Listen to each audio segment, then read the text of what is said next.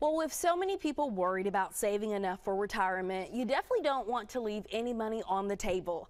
And today we're happy to welcome back Kristin Afelumo with HerPlanning to talk about how to make sure you don't lose any.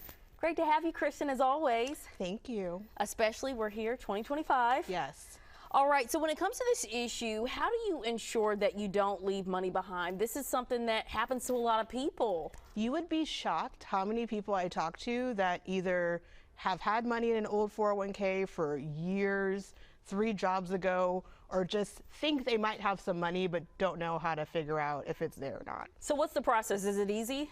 It's easier than you think. So before coming in here, I just did a search online for finding lost money in Oklahoma. And believe it or not, the state of Oklahoma's Treasury Department has a very simple process for unclaimed property, which I'd recommend everyone take a look at today. And you can just put in your last name and first name and see if there's any unclaimed property out there in your name.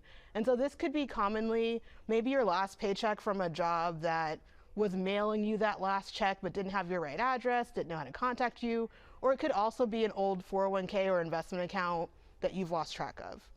Would this apply to different states as well? It varies based on where you're coming from? Absolutely. Check with the state you live in and any states you have lived in the past, good point, to find out if there's lost money out there for you.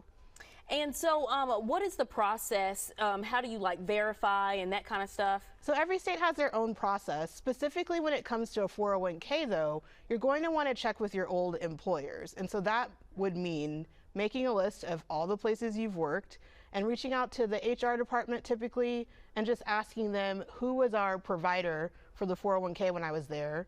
And then going through the process with that financial institution. Typically you can even do it online.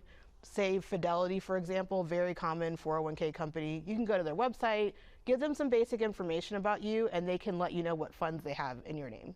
So obviously the goal is for you not to forget in the future. Right. What is your recommendation? Are there alerts or emails you can make sure that something like this doesn't happen again? You will always get something in the mail. If you have money and a retirement plan through your job, they will always send you something. It won't be right away. I would say usually about 30 days or so after you leave.